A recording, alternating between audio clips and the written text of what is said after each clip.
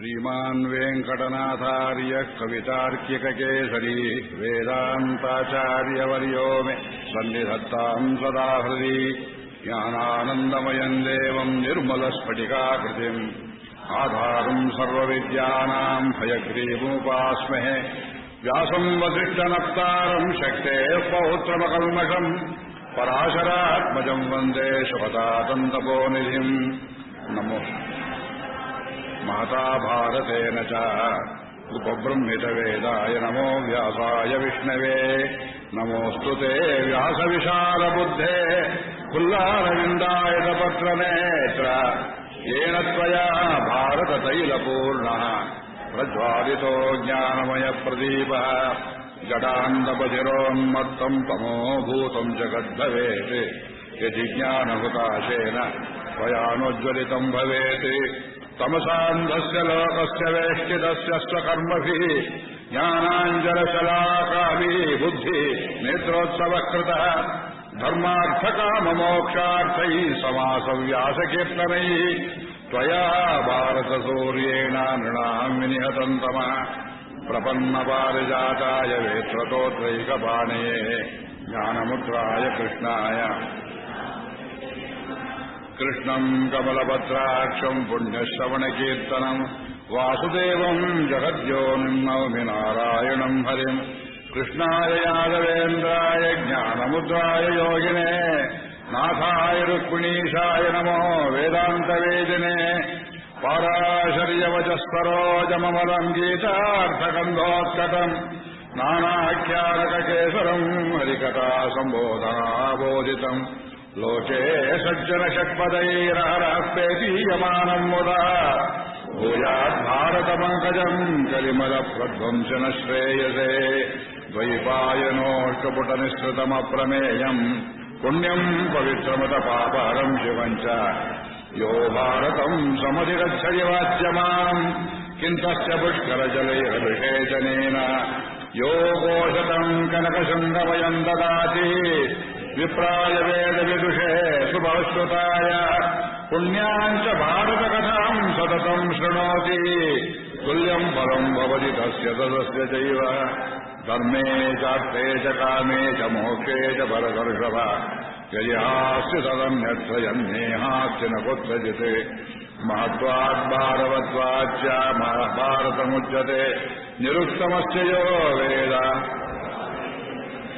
युधिष्ठिरो धर्ममयो महाद्रुमः स्कन्धोऽर्जुनो भीमसेनोऽस्य शाखाः माद्रीसुतौ पुष्पफले समृद्धे मूलम् कृष्ण ब्रह्मज ब्राह्मणाश्च धर्मो विवर्धति युधिष्ठिरकीर्तनेन पापः प्रणश्यति वृकोदरकीर्तनेन शत्रुर्विनश्यति धनञ्जयकीर्तनेन माद्रीसुतौ कथयताम् न भवन्ति रोगाः भीष्मद्रोणकथा जयद्रजरा गान्धारमीलोपल शल्यग्राहवती कृपेण वहिनी कर्णेन वेलाकुला अश्वत्थामविकर्णघोरमकर दुर्योधनावर्तिनी सोत्तीर्णा खलु पाण्डवैर्नदी कैवर्तके केशवे श्रीकृष्णाय परब्रह्मणे नमः नारायणम् नमस्कृत्य नरम् चैव नरोत्तमम् देवीम् सरस्वतीम् व्यासम् ततो जयमुदीरयेत् नारायणम् नमस्कृत्य नरम् चैव नरोत्तमम् देवीम् सरस्वतीम् व्यासम् ततो जयमुदीरयेत् श्रीकृष्णाय परब्रह्मणे नमः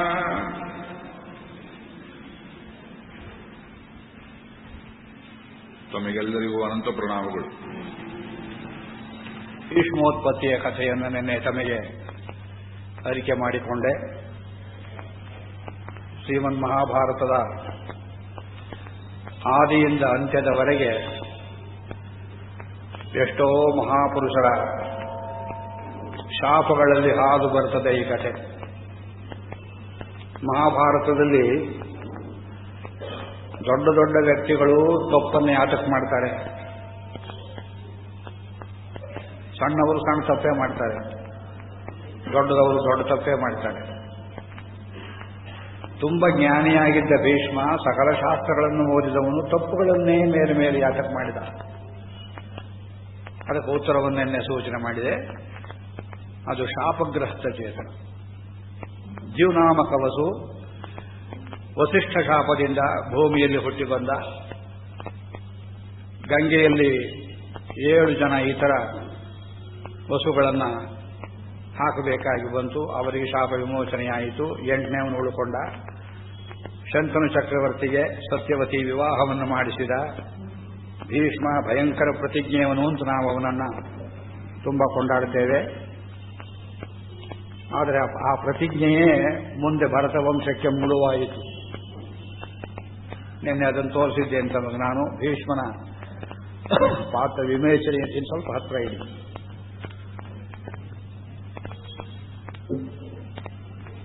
ಸಾಕು ಇದು ಸಾಮಾನ್ಯವಾಗಿ ಹರಿಕಥಾ ಕೀರ್ತನ ಮಾಡುವವರು, ಪುಣ್ಯದ ಕಥೆಯಂತೆ ಮಹಾಭಾರತ ಪ್ರವಚನ ಮಾಡುವವರು ವಿವೇಚನೆ ಮಾಡದೆ ಎಷ್ಟೋ ವಿಷಯಗಳನ್ನು ಬಿಟ್ಟು ಬಿಡ್ತಾರೆ. ಹಾಗೆ ಮಾಡೋದ್ರಿಂದ ಮಹಾಭಾರತದ ಅರ್ಥ ನಮಗೆ ತಪ್ಪಿ ಹೋಗ್ತದೆ. ಮಹಾಭಾರತ ಓದಿದ್ರೆ ಪುಣ್ಯ ಬರ್ತದೆ, ಖಂಡಿತ ಬರ್ತದೆ. ಪುಣ್ಯ ಅಂದ್ರೇನು? ನಮ್ಮ ಪ್ರಜ್ಞೆ ವಿಕಾಸವಾಗುವುದು. ಪುಣ್ಯಾಂಬೋಜ ವಿಕಾಸಾಯ. ಪುಣ್ಯವೆಂಬುದು ಹೃದಯದಲ್ಲಿ ಅಡಗಿದರೆ ಹೃದಯ ಕಮಲ ತೆರೆದುಕೊಳ್ತದೆ, ಜ್ಞಾನ ಉಂಟಾಗ್ತದೆ, ಸರಿ ತಪ್ಪು ಅರ್ಥವಾಗ್ತದೆ. ದೊಡ್ಡವರೆಷ್ಟೇ ದೊಡ್ಡವರಾಗಿದ್ದರೂ ಅವರು ಮಾಡಿದ ತಪ್ಪನ್ನು ನಾವು ಮಾಡಬಾರದು ಅನ್ನೋ ಪ್ರಜ್ಞೆ ಮೂಡ್ತದೆ. ಪಾಪ ಪ್ರಜ್ಞಾಂ ನಾಶಯತಿ. ಪಾಪ ಅನ್ನುವುದೇನು ಮಾಡ್ತದೆ? ಮನುಷ್ಯನ ಪ್ರಜ್ಞೆ ಹಾಳು ಮಾಡ್ತದೆ. ಪಾಪವಿಲ್ಲ ಪುಣ್ಯವಿಲ್ಲ ಅಂತ ಹೇಳೋರು ಯಾರು? ಪ್ರಜ್ಞೆ ಇಲ್ಲದೆ ಇದ್ದವರು, ಪ್ರಜ್ಞೆ ಬೇಡದೇ ಇದ್ದವರು. ನಮ್ಮ ಪೂರ್ವಜರು ನಮಗೆ ರಕ್ತದೊಳಗೆ ಏನು ತುಂಬಿಕೊಟ್ಟಿದ್ದಾರೆ. ಅಳಿಸಿದ್ರು ಹೋಗದೇ ಇರೋ ಭಾವನೆ ಅಂದರೆ ಇದು ಒಳ್ಳೆಯದು, ಇದು ಕೆಟ್ಟದ್ದು ಅನ್ನುವ ತಿಳುವಳಿಕೆ. ಇಷ್ಟು ಹೀನ ಸ್ಥಿತಿಯಲ್ಲಿದ್ದರೂ ನಾವು ಹಿಂದೂಗಳು, ನಮ್ಮಲ್ಲಿ ಆ ಪಾಪ ಪುಣ್ಯ ಪ್ರಜ್ಞೆ ಪೂರ್ತಿ ಅಳಿಸಿ ಹೋಗಿಲ್ಲ, ಇನ್ನೂ ಸ್ವಲ್ಪ ಉಳ್ಕೊಂಡಿದೆ. ಯಾವುದು ಮನುಷ್ಯನ ವಿಕಾಸಕ್ಕೆ, ಆತ್ಮ ಉನ್ನತಿಗೆ ಸಹಾಯವಾಗ್ತದೆಯೋ ಅದೆಲ್ಲ ಪುಣ್ಯ. ಮಹಾಭಾರತ ಕಥೆ ಶ್ರವಣ ಪುಣ್ಯ, ರಾಮಾಯಣ ಪುಣ್ಯ, ವೇದ ಶ್ರವಣ ಪುಣ್ಯ, ದೇವಸ್ಥಾನಕ್ಕೆ ಬರುವುದು ಪುಣ್ಯ. ಆದರೆ ಇಲ್ಲೆಲ್ಲ ಮಲಗುವುದು ಪಾಪ. ದೇವಸ್ಥಾನಕ್ಕೆ ಬರೋದು ಒಳ್ಳೆಯದು, ನಿದ್ದೆ ಮಾಡುವುದು ಪಾಪ. ನಿದ್ದೆ ಮಾಡೋದಿಲ್ಲ ಸ್ವಾಮಿ, ಸಂಸಾರದ ಮಾತನ್ನಾಡ್ತೇವೆ, ಮಹಾಪಾಪ. ಉಪ್ಪು ಹುಳಿ ಖಾರ ಮಾತನಾಡಬಾರದು ದೇವಸ್ಥಾನದಲ್ಲಿ. ಈ ಜಾಗ ಮೀಸಲಾಗಿರುವುದು ನಿಮ್ಮ ಆತ್ಮ ವಿಕಾಸಕ್ಕೋಸ್ಕರವಾಗಿ. It's a cultural spiritual centre. ನಾವು ಮಾಡ್ತಿರೋ ಕೆಲಸ ಅದಕ್ಕೆ ಪೋಷಕವಾಗಿದ್ರೆ ನನಗೂ ಪುಣ್ಯ, ನಿಮಗೂ ಪುಣ್ಯ. ಇಲ್ಲದಿದ್ರೆ ಪಾಪ ಉಂಟಾಗುತ್ತೆ. ಭೀಷ್ಮನ ಕಥೆಯನ್ನು ಕೇಳುವುದರಿಂದ ನಮಗೆ ಆತ್ಮ ವಿಕಾಸ ಆಗಬೇಕು. ಅವನು ಮಾಡಿದ ತಪ್ಪನ್ನು ನಾವು ಮಾಡಬಾರದು. ಶಂತನು ಚಕ್ರವರ್ತಿಯನ್ನು ನಿನ್ನೆ ಪರಾಮರ್ಶೆ ಮಾಡಲಿಲ್ಲ. ಶಂತನು ಮಾಡಿದ್ದು ಸರಿಯೇ. ನಿಮ್ಮನ್ನೆಲ್ಲ ನಾನು ಪ್ರಶ್ನೆ ಹಾಕಿ ಉತ್ತರ ಕೇಳಿದ್ದೇನೆ ಆವಾಗ. ಯಾತಕ್ಕೆ ಅಂದರೆ we call this public involvement. ನಮ್ಮ ಪ್ರವಚನದಲ್ಲಿ ನೀವು ತೊಡಗಿದ್ದೀರೋ, ನಮಗೆ ಗೊತ್ತಿಲ್ಲದೆಯೇ ನಿದ್ದೆ ಮಾಡ್ತೀರೋ ಅಂತ ಪರೀಕ್ಷೆ ಮಾಡೋದಕ್ಕೋಸ್ಕರವಾಗಿ ಆವಾಗ ಒಂದೊಂದು ತುಣುಕು ಪ್ರಶ್ನೆಗಳನ್ನು ಎಸೆಯುವುದು ಪದ್ಧತಿ. ಇದನ್ನು ತಪ್ಪಾಗಿ ತಿಳ್ಕೊಳ್ಬಾರದು. ಮಗನೇನೋ ಹೇಳಿದ ಅಪ್ಪನಿಗೆ, ನಾನು ನಿನಗೆ ಮದುವೆ ಮಾಡಿಸ್ತೇನೆ, ಯೋಚನೆ ಮಾಡಬೇಡ, ನಾನು ಬ್ರಹ್ಮಚಾರಿಯಾಗಿ ಉಳಿತೇನೆ, ಮುಂದೆ ರಾಜ್ಯಾಭಿಷೇಕಕ್ಕೆ ಬರೋದಿಲ್ಲ ಅಂತ ಹೇಳ್ತೇನೆ ದಾಸರಾಜನಿಗೆ, ಬೆಸ್ತರದರೆಗೆ ಅಂತ ಹೇಳಿದ. ಹಾಗೆ ಆಗ್ಲಪ್ಪ, ನೀನು ಅಡವಿ ಪಾಲಾಗು, ನನಗೆ ಮದುವೆ ಆದ್ರೂ ಸಾಕು ಅಂತ ಹೇಳಿದ್ರು. ಅವ್ರು ಎಂಥ ಹಬ್ಬ! ಶಂತನ ಮೇಲೆ ಯಾರು ಹಿಪ್ಪರಾಶ ಮಾಡೋದಿಲ್ಲ. ರಾಮಚಂದ್ರ ಸ್ವಾಮಿ ಪಟ್ಟಾಭಿಷೇಕವೂ ಒಂದೇ, ಕಾಡು ಒಂದೇ, ವನವಾಸೋ ಮಹೋದಯ ಅದೇ ಪ್ಯಾರಲಲ್. 5 ನಿಮಿಷದ ಹೆಂಡತಿ ಸೌಖ್ಯಕ್ಕೋಸ್ಕರವಾಗಿ ಕುಲದ ಪರಂಪರೆಯನ್ನು ನೆನ್ನೆ ಹೇಳಿದೆ, ರಾಷ್ಟ್ರಕ್ಕೆ ರಾಜ್ಯಾಂಗಕ್ಕೆ ತನ್ನ ಜವಾಬ್ದಾರಿಯನ್ನು ಮರೆತು ದಶರಥ ಮಹಾರಾಜ ಹೆಂಡತಿ ಕೊಟ್ಟಿದ್ದ ವರ ತನಗೆ ಮುಖ್ಯವಾಯಿತು. Family problem is more important than national problem ಅಂತ ಮಾಡಿ ರಾಮನನ್ನ ಕಾಡಿಗಟ್ಟಿದನಲ್ಲ, ಅವನೆಂಥ ತಂದೆ. ನನ್ನ ಮಾತಲ್ಲ ಇದು, ಲಕ್ಷ್ಮಣನ ಮಾತು. ಪಿತರಂ ತಂ ಹನಿಷ್ಯಾಮಿ ವೃದ್ಧಂ, ಕೊಂದು ಬಿಡ್ತೇನೆ ಅವನನ್ನ ಅಂದ. ಲಕ್ಷ್ಮಣ ಹೀಗೆಲ್ಲ ಹೇಳಬಹುದೇ ಎಂದು ಸ್ವಲ್ಪ ಅವನು ಹೇಳಿದ ಮಾತಿನ ತಥ್ಯವನ್ನು ನೋಡಿ, ತಂದೆಯಾಗಲಿ ತಾಯಾಗಲಿ ಒಂದು ರಾಷ್ಟ್ರದ ಧರ್ಮಕ್ಕೆ, ಸಾಮೂಹಿಕ ಧರ್ಮಕ್ಕೆ ವಿರುದ್ಧವಾಗಿ ಬಂದರೆ ಅಡಚಣೆ ನಿವಾರಿಸಬೇಕು. ದಶರಥ ಇಕ್ಕಟ್ಟಲ್ಲಿ ಸಿಕ್ಕಿದ, ಬಾಯಿ ಬಿಟ್ಟು ಹೇಳಲಿಲ್ಲ ಕಾಡಿಗೆ ಹೋಗುವಂತ ರಾಮನನ್ನ. ರಾಮೇ ರಾಜ್ಯಂ ಪಿತುರಭಿಮತಂ, ಅದೆಲ್ಲ ಬೇರೆ ಬೇರೆ ಕಡೆಯಲ್ಲಿ ಹೇಳಿದ್ದೇನೆ. ಸಮ್ಮತಂಚ ಪ್ರಜಾನಾಂ, ರಾಮನಿಗೆ ರಾಜ್ಯ ಅನ್ನೋದು ಪಿತುರಭಿಮತಂ, ತಂದೆ ಒಪ್ಪಿಕೊಂಡ. ಸಮ್ಮತಂಚ ಪ್ರಜಾನಾಂ ಮಾತಾವವ್ರೇ ತದಪಿ ಭರತೆ, ಚಿಕ್ಕ ತಾಯಿ ಭರತನೆ ಕೊಡು ಅಂತ ಕೇಳಿದಳು. ಸತ್ಯವಾದಿ ದದೌಚ ಚಿಂತಾತೀತ ಸಮಜನಿತದ ಪಾದುಕಾಗ್ರಾಭಿಷೇಕ.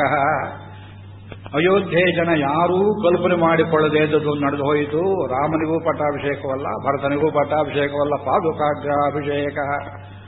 ದುರ್ವಿಜ್ಞಾನ ಸ್ವಹೃದಯ ಮಹೋ ದೈವಮತ್ರ ಪ್ರಮಾಣಂ. ವೇದಾಂತೇಶಿಕರು ಇದು ದೈವದ ಹೃದಯ ಅಂದರೆ ರಾಮನ ಚಿತ್ತವೇ ಹಾಗಿತ್ತು. ಒಂದು ಇಲ್ಲಿ ರಾಮನ ಚಿತ್ತವೂ ಇಲ್ಲ, ಕೃಷ್ಣನ ಚಿತ್ತವೂ ಇಲ್ಲ. ಇದು ಪಿತ್ತ, ಇದು ಚಿತ್ತವಲ್ಲ. ಇದು ಒಂದು ದೃಷ್ಟಿಯಲ್ಲಿ ಭೀಷ್ಮ ಮಾಡಿದ ತಪ್ಪು ಅಂತ ಹೇಳಿದೆ. ಅಬ್ಡಿಕೇಶನ್ ಆಫ್ ಡ್ಯೂಟಿ, ಕರ್ತವ್ಯ ಪರಿತ್ಯಾಗ. ಆಯ್ತು ಬಿಡಿ, ಒಂದು ತಪ್ಪು 100 ತಪ್ಪುಗಳಿಗೆ ಮೆಟ್ಟಲಾಗ್ತದೆ ಯಾವಾಗಲೂ. ಹಾಗೆ ಒಂದು ಸುಳ್ಳು 100 ಸುಳ್ಳಿಗೆ ಸರಮಾಲೆ ಆಗೋ ಹಾಗೆ.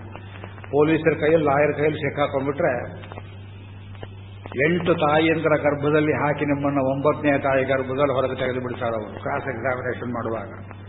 ಒಂದು ಸುಳ್ಳು ಹೇಳುವುದಕ್ಕೆ ಹೋದ್ರೆ ಅದನ್ನು ಸರಿಪಡಿಸೋದಕ್ಕೆ 100 ಹೇಳ್ತೀರಿ, ಅದು ಸರಿದು ಹೋಗೋದಿಲ್ಲ. ಹರಿದು ಹೋದ ಬಟ್ಟೆಗೆ ತೇಪೆ ಹಾಕಿದ್ರೆ ತೇಪೆ ಭಾರವಾಗಿ ಮತ್ತಷ್ಟು ಹರಿಯುವಂತೆ ಈ ಸುಳ್ಳು ಹೇಳೋರ ಚರಿತ್ರೆಯಲ್ಲೆಲ್ಲ ನೋಡ್ತೀರಿ ನೀವು. ತಪ್ಪುಗಳು ಹಾಗೆಯೇ, ಎಡವಿದ ಕಾಲು ಮತ್ತೆ ಮತ್ತೆ ಎಡವುತ್ತದೆ, ಮತ್ತೆ ಮತ್ತೆ ನೋವು ಬರ್ತದೆ. ಪ್ರತಿಜ್ಞೆ ಮಾಡಿದ್ದೊಂದಾಯಿತು. ಆದರೆ ಶಂತನುವಿಗೆ ಸತ್ಯವತಿಯಲ್ಲಿ ಹುಟ್ಟಿದ ಮಕ್ಕಳಲ್ಲಿ ಚಿತ್ರಾಂಗದ ಗಂಧರ್ವರಿಂದ ಕೊಲ್ಲಲ್ಪಟ್ಟ, ಇನ್ನೊಬ್ಬನಿಗೆ ಕ್ಷಯರೋಗ ಹತ್ತಿತು. ಭೀಷ್ಮ ಎಲ್ಲಿಯೋ ಕಾಶಿಯಲ್ಲಿ ಹೋಗಿ 3 ಕನ್ಯೆಯರನ್ನ ಅಪಹಾರ ಮಾಡಿಕೊಂಡು ಬಂದು ರಾಕ್ಷಸ ಕ್ರಮದಲ್ಲಿ ತಮ್ಮನಿಗೆ ಮದುವೆ ಮಾಡಿಸಬೇಕು ಅಂದ್ರೆ ಅಂಬೆದೊಂದು ಸಮಸ್ಯೆ ಆಯಿತು. ಆ ಕಥೆ ಪೂರ್ತಿ ಹೇಳಲಿಲ್ಲ, ಇವತ್ತು ಸಮಯವಲ್ಲ, ಮುಂದೆ ಬರ್ತದೆ ಅದು. ಅಕೃತವ್ರಣರು ಪರಶುರಾಮರಿಗೆ ಭೇಟಿ ಮಾಡಿಸಿದರು. ಪರಶುರಾಮರನ್ನೂ ಲಕ್ಷ್ಯ ಮಾಡದೆ ಭೀಷ್ಮ ಅವರ ಜೊತೆ ಯುದ್ಧ ಮಾಡಿ ದೇವತೆಗಳೆಲ್ಲ ಉಪಶಮನ ಮಾಡಿದ ಮೇಲೆ ಆತ್ಮಾಹುತಿ ಮಾಡಿಕೊಳ್ತಾಳೆ ಅಂಬೆ. ಅನೇಕ ಜನ್ಮಗಳನ್ನೆತ್ತಿ ಕೊನೆಯಲ್ಲಿ ಭೀಷ್ಮನ ಮೇಲೆ ಸೇರಿ ತೀರಿಸ್ಕೋಬೇಕು ಅಂತ ಮತ್ತೆ ಹೆಣ್ಣು ಮಗಳಾಗಿ ದ್ರುಪದ ರಾಜನ ಹೊಟ್ಟೆಯಲ್ಲಿ ಹುಟ್ಟಿ ಅತ್ಯಂತ ಸುಂದರವಾದ ಮಗು. ಆ ಮಗುವಿಗೆ ನವಿಲು ಅಂತ ಅರ್ಥ ಬರುವಂತ ಹೆಸರನ್ನಿಟ್ಟರು. ತಪ್ಪರ್ಥ ಮಾಡ್ಕೋಬೇಡಿ, ಶಿಖಂಡಿ ಅನ್ನುವ ಮಾತಿಗೆ ನವಿಲು ಅಂತ ಅರ್ಥ. ಶಿಖಂಡ ಅಂದ್ರೆ ತಲೆ ಮೇಲಿರುವ ಒಂದು ಕೂಚು, ಲೂಮ್. ಕೃಷ್ಣನಿಗೂ ಶಿಖಂಡಿ ಅಂತ ಹೆಸರು. ನವಿಲುಗರಿ ಗುಚ್ಛವನ್ನು ತಲೆ ಮೇಲಿಟ್ಟುಕೊಳ್ಳುವವನು. ಅದು ಅನ್ವರ್ಥದಲ್ಲಿ ನಮಗಿವತ್ತು ಶಿಖಂಡಿ ಅಂದ್ರೆ ಗಂಡಲ್ಲ ಹೆಣ್ಣಲ್ಲ ಅನ್ನೋ ರೂಢಿ ಅರ್ಥವನ್ನು ಹೊಂದಿದೆ. ತುಂಬಾ ಸುಂದರವಾದ ಹೆಣ್ಣು ಹುಡುಗಿ. ಅವಳಿಗೆ ಗಂಡಸಿನ ವೇಷವನ್ನು ಹಾಕಿದ ದ್ರುಪದ ರಾಜನಿಗೆ ಗಂಡು ಬೇಕಾಗಿತ್ತು ದ್ರೋಣನ ಮೇಲೆ ಸೇಡಿ ತೀರಿಸಿಕೊಳ್ಳೋದಕ್ಕೆ. ಆ ಕಥೆ ಮುಂದೆ ಹೇಳ್ತೇನೆ. ಅದಕ್ಕೆ ಆ ಹುಡುಗಿ ಗಂಡು ವೇಷವನ್ನು ಹಾಕಿ ಬಿಲ್ಲುವಿದ್ಯೆ ಕಲಿಸಿ ಇದು ಗಂಡು ಗಂಡು ಎಂಬುದಾಗಿ ಲೋಕದಲ್ಲಿ ಪ್ರತೀತಿ ಹುಟ್ಟಿಸಿ, ಬೇರೊಂದು ಕಡೆ ದಾಶಾರಣ ರಾಜ್ಯದಿಂದ ಹೆಣ್ಣು ಮಗಳನ್ನು ತಂದು ಮದುವೆಯನ್ನು ಮಾಡಿ ಆಮೇಲೆ ಇದು ಹೆಣ್ಣು ಅಂತ ಪತ್ತೆಯಾಗಿ ಅವನ ಜಗಳಕ್ಕೆ ಬಂದು ಆಗ ಶಿಖಂಡಿ ಪ್ರತಿಜ್ಞೆಯನ್ನು ಮಾಡಿ ನಾ ಗಂಡಾಗಿಯೇ ಬರ್ತೇನೆ ಅಂತ ಹೋಗಿ ಗುಹ್ಯಕ ದೇಶದಲ್ಲಿ ಅಂದ್ರೆ ಬದ್ರಿನಾಥ್ ಕ್ಷೇತ್ರದ ಹತ್ರ ಅಲ್ಲಿ ಸ್ಥೂಣಾಕರ್ಣನೆಂಬ ದೊರೆ ಇದ್ದ. ಗುಹ್ಯಕರು ಅಂತ ಹೆಸರು ಗಂಧರ್ವರಿಗೆ. ನೋಡಿ, ಗುಹ್ಯ ಸ್ಥಾನ ಈ ಶಬ್ದಾರ್ಥ ಮಾಡ್ಕೊಳ್ಳಿ. ಗುಹ್ಯಕರು ಗಂಡನ್ನ ಹೆಣ್ಣು ಮಾಡುವುದು, ಹೆಣ್ಣನ್ನ ಗಂಡು ಮಾಡುವುದು. ಈ ಯಕ್ಷಿಣಿ ವಿದ್ಯೆ ಯಕ್ಷರಾಜನಾದ ಗುಹ್ಯರಿಗೆ ಅದು ಪ್ರಸಿದ್ಧವಿತ್ತು. ಅಂದ್ರೆ ನಮ್ಮ ಭಾರತ ದೇಶದಲ್ಲಿ ಈ ಪ್ರಸೂತಿ ವಿದ್ಯೆ, ಲಿಂಗ ಪರಿವರ್ತನೆ ವಿದ್ಯೆ, ಬಯೋಲಾಜಿಕಲ್ ಸೈನ್ಸಸ್ ಎಷ್ಟು ನಡೆದಿತ್ತು ಅನ್ನೋದಕ್ಕೆ ಮಹಾಭಾರತದ ಪ್ರಮಾಣವನ್ನು ಕೊಡುವುದು.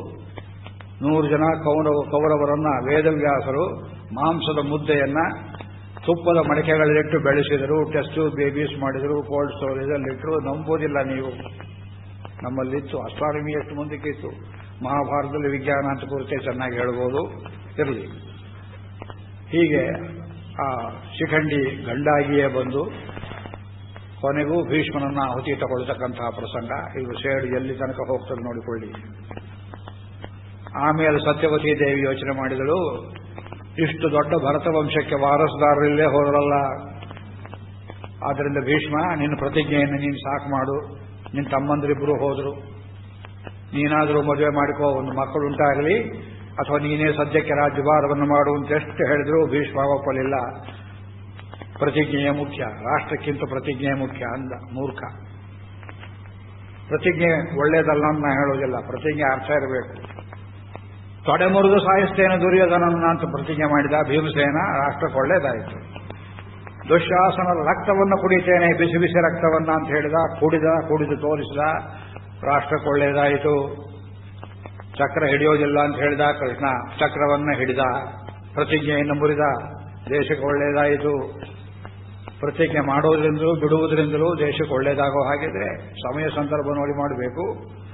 ಭೀಷ್ಮ ಮೊಂಡು ಮಾಡಿದ ಬೇಡ ಅಂತ, ಹಾಗಿದ್ರೆ ಏನು ಮಾಡಬೇಕು ಅಂತ ಯೋಚನೆ ಮಾಡಲಾಗಿ ಅಲ್ಲಿ ಬ್ರಾಹ್ಮಣರೆಲ್ಲ ಹೇಳಿದರು, ರಾಜ್ಯಕ್ಕೆ ಸಂಬಂಧಪಟ್ಟವರು, ತಾಯಿ ಸತ್ಯವತಿ, ನಿಯೋಗ ಪದ್ಧತಿಯಿಂದ ಈಗ ನೀನು ಈ ರಾಜ್ಯಕ್ಕೆ ವಾರಸುದಾರನ ಉಂಟು ಮಾಡ್ಕೋಬೇಕು, ಬೇರೆ ದಾರಿ ಇಲ್ಲ ಅಂತ ಹೇಳಲಾಗಿ ಇವತ್ತು ಕಲಿಯುಗದಲ್ಲಿ ನಿಯೋಗ ಪದ್ಧತಿ ನಿಷಿದ್ಧ. ಇದು ಮನು ಹೇಳಿದ್ದಾನೆ, ಪ್ರಾಚೀನರ ಆಚಾರದಲ್ಲಿತ್ತು.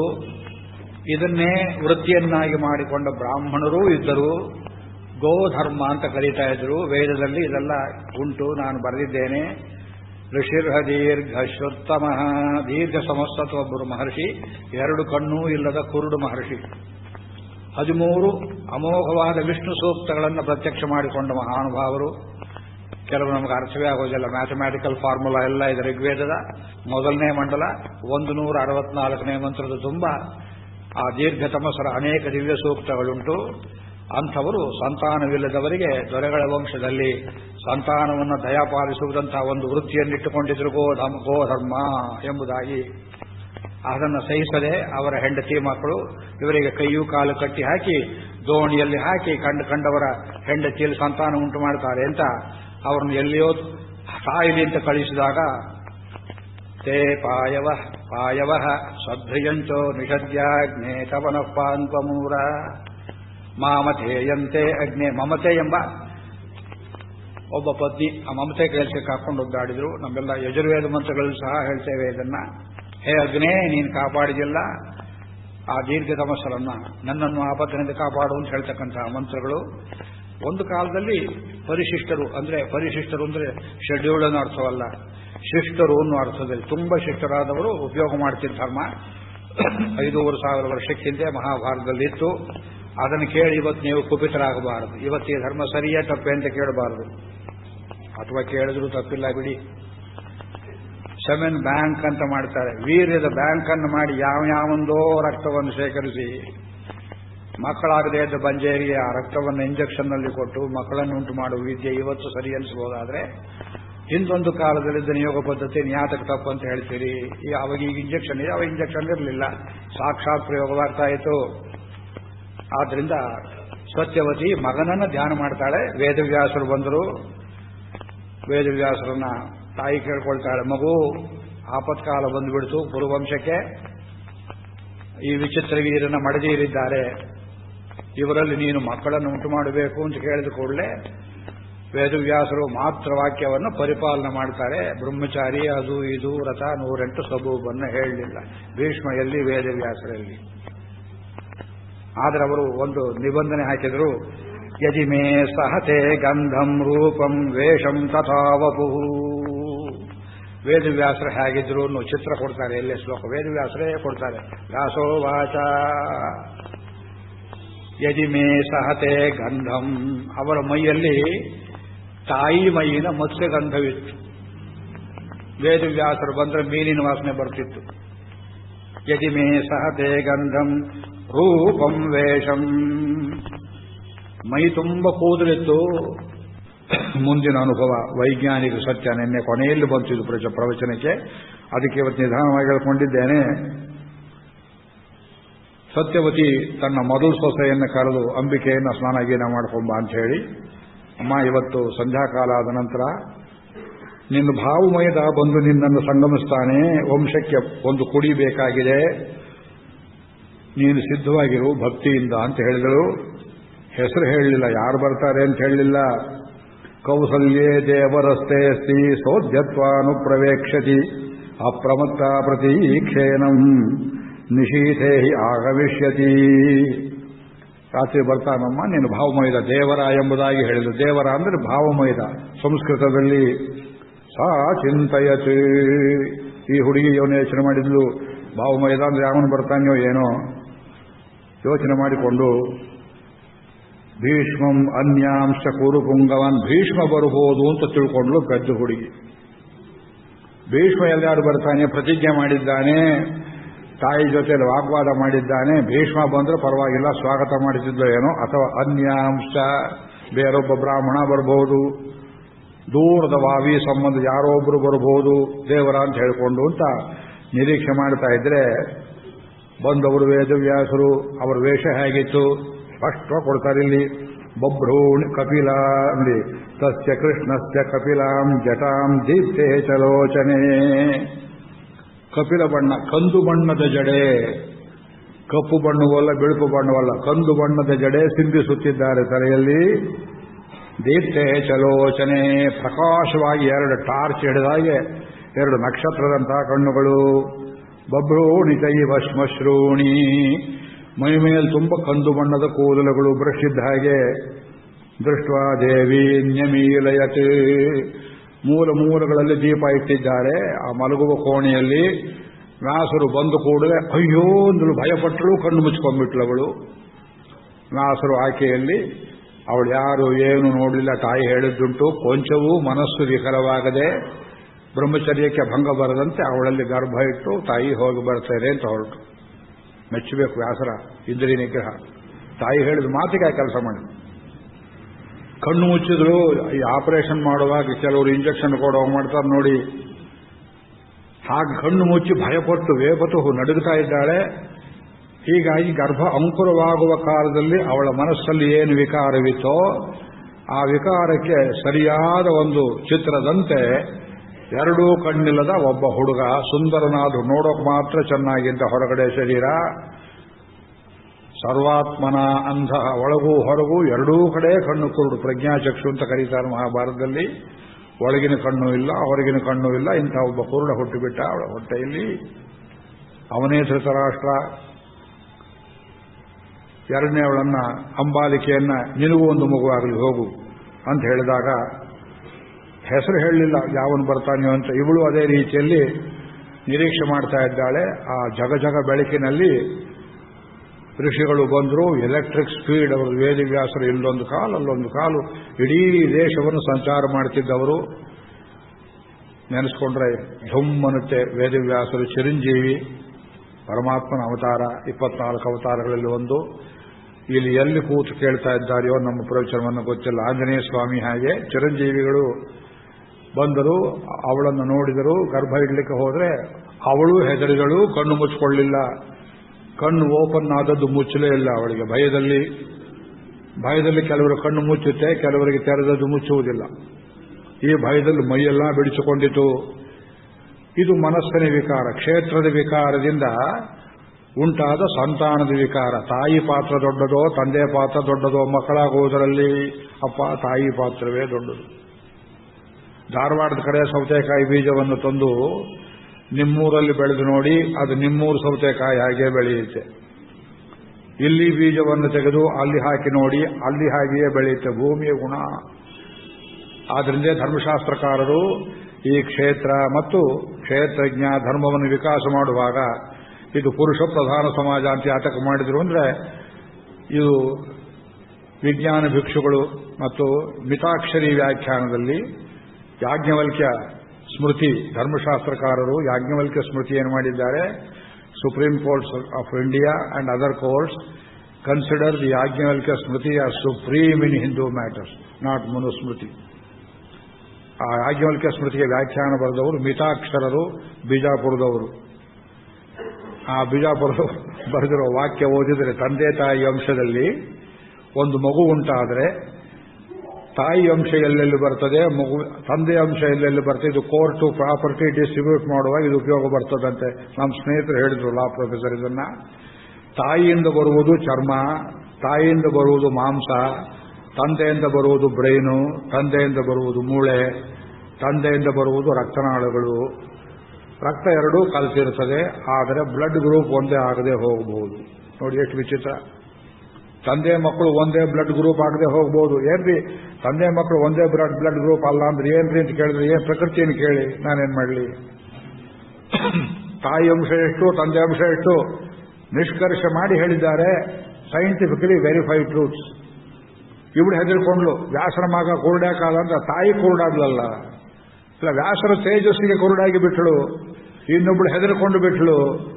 ಇದನ್ನು ನೋಡಿದ್ರು ವ್ಯಾಸರು. ಗರ್ಭ ಉಂಟಾದ ಮೇಲೆ ಹೊರಗೆ ಬಂದು, ಏನಪ್ಪಾ ಸಂತಾನ ಕೊಟ್ಟಿಯಾ ಅಂತ ಕೇಳಿದ್ರೆ, ಸತ್ಯವತಿ ಹೇಳಿದ್ರು, ಅಮ್ಮ ನಾನು ನೀನು ಹೇಳಿದ ಕೆಲಸ ಮಾಡಿದ್ದೇನೆ, ಆದರೆ ಮೊದಲನೇವನು ಕುರುಡಾಗಿ ಹುಟ್ಟುತ್ತಾನೆ, ಎರಡನೇವನು ಪಾಂಡುರೋಗಗ್ರಸ್ತನಾಗಿ ಹುಟ್ಟುತ್ತಾನೆ. ಆದರೆ ಇವರಿಬ್ಬರಲ್ಲಿ ತುಂಬಾ ಧರ್ಮ ಇರೋವನು ಎರಡನೇವನು ಚಕ್ರವರ್ತಿ ಆಗ್ತಾನೆ. ಮಹಾವೀರ್ಯವಂತನ ಸ್ವಲ್ಪ ಮೈ ಬೆಳ್ಳಗಿರ್ತದೆ, ಅಬ್ನಾರ್ಮಲಿ ವೈಟ್, ತೊನ್ನೆ ಹಿಡಿದ ಹಾಗೆ. ಆದರೆ ಹೆದರಬೇಡ ಅಂತ ಹೇಳಿದಾಗ, ಅಯ್ಯೋ ಎರಡೂ ಮಕ್ಕಳು ಹೀಗಾಯ್ತಲ್ಲ ಅಂತ ದುಃಖಪಟ್ಟು ಮತ್ತೊಮ್ಮೆ ಅಂಬಿಕೆಯನ್ನು ಕರೆದಳು, ಸೊಸೆಯನ್ನ. ಪೆದ್ದೆ, ಯಾಕೆ ಹೆದರ್ಕೊಂಡೆ ಅವರನ್ನು ನೋಡಿ, ಇನ್ನೊಂದು ಸಲ ಗರ್ಭವನ್ನು ಧರಿಸು ಅಂತ ಹೇಳಲಾಗಿ ಹೂಂದು ಬಿಟ್ಲು. ಇನ್ಯಾರು ಹೋಗ್ತಾರೆ, ಒಳ್ಳೆ ಪ್ರಾಣಿ ಇದ್ದಾಗಿದ್ದಾರವರು ಎಂಬುದಾಗಿ ಹೇಳಿ ತನ್ನ ದಾಸಿಯೊಬ್ಬಳನ್ನು ಒಡಂಬಡಿಸಿ ನೀನು ಹೋಗು ಅಂತ ಕಳಿಸಿಬಿಟ್ಲು. ತತಸ್ವೈಹಿ ಭೂಷಣೈಹಿ ದಾಸೀಂ ಭೂಷಯಿತ್ವ ಅಪ್ಸರೋಪಮಾಂ. ಅವಳು ನೋಡೋಕೆ ಅಪ್ಸರೆಯಂತಿದ್ಲು ಆ ದಾಸಿ. ಸುಮ್ಮನೆ ನೋಡಿದ್ರೆ ನಿಮಗೆ ದಾಸಿ ಅಂತ ಅನಿಸ್ತಾಲೇ ಇರಲಿಲ್ಲ.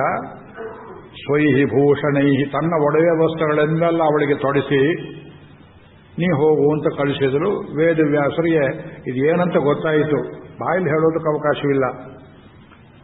ಆದರೆ ಅವಳು ಭಕ್ತಿಯಿಂದ ಮುನಿಯ ರೇತಸ್ಸನ್ನು ಧರಿಸಿದಳು.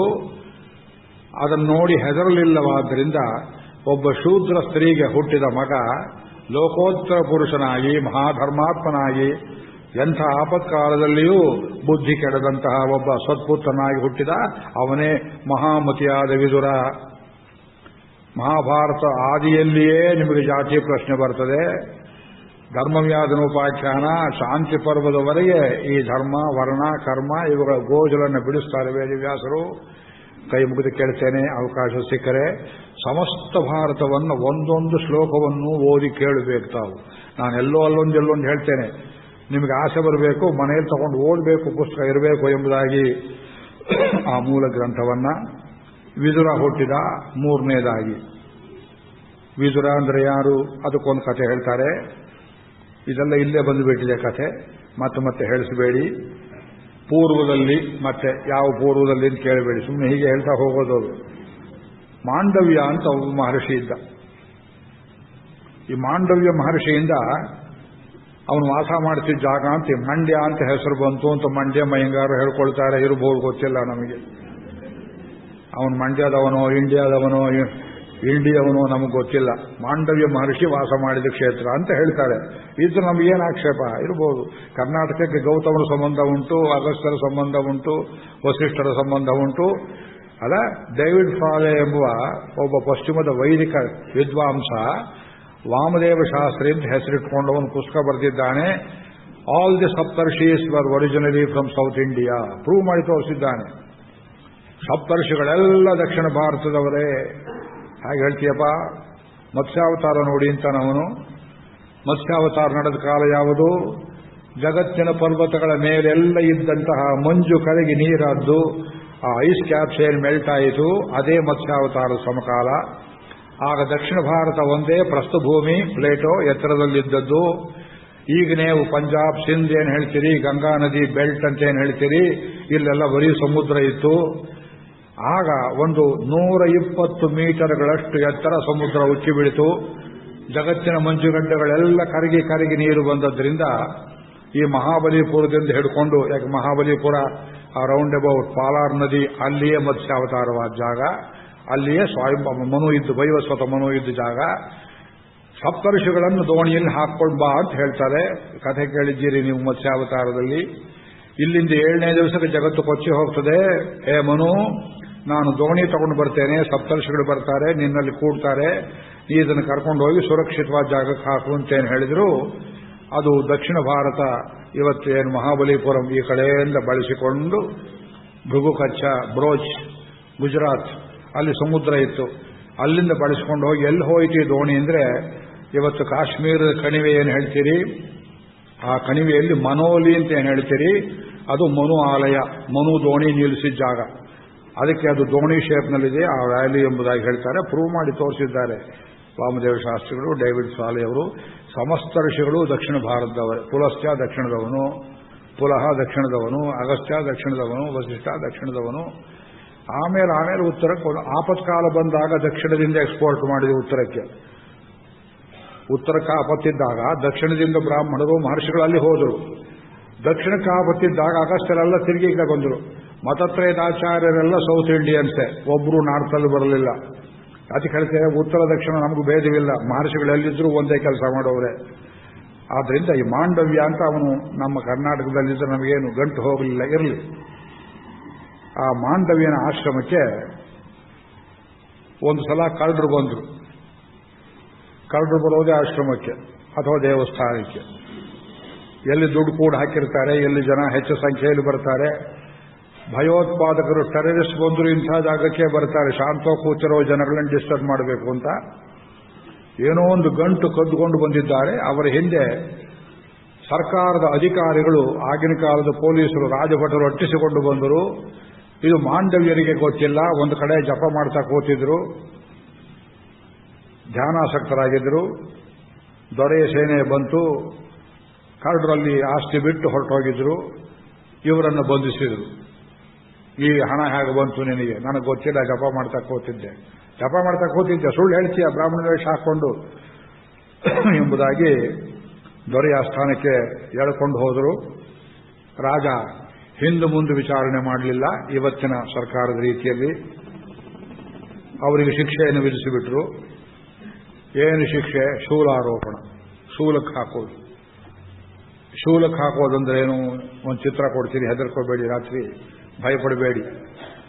ಒಬ್ಬ ಮನುಷ್ಯನನ್ನ ಬೆತ್ತಲೆ ಮಾಡಿ ಈ ಕಡೆ ಕಾಲು ಕೈ, ಈ ಕಡೆ ಕಾಲು ಕೈ 4 ಜನ ಹಿಡಿದುಕೊಂಡು ಭೂಮಿಯ ಮಧ್ಯದಲ್ಲಿ ಒಂದು ಶೂಲವನ್ನ, ತ್ರಿಶೂಲ ಅಲ್ಲ, ಈ ಮುರುಗನ ಕೈಲಿರ್ತದಲ್ಲ ವೇಲಾಯುಧ, ಒಂದು ಈಟಿ, ಅದನ್ನು ಒಂದು ಎತ್ತರಕ್ಕೆ ನೆಟ್ಟು ಭದ್ರವಾಗಿ ಆ ಕೈ ಕಾಲು ಹಿಡ್ಕೊಂಡು ಮನುಷ್ಯನ ಮೇಲಕ್ಕೆ ಎತ್ತಿ ಗುದಸ್ಥಾನ ಆ ಶೂಲದ ತುದಿಗೆ ಬರುವಂತೆ ಮೇಲಿನಿಂದ ಕುಕ್ಕಿ ಆ ಶೂಲ ತಲೆಯಿಂದ ಬಂದು ಅವನು ಸಾಯಬೇಕು.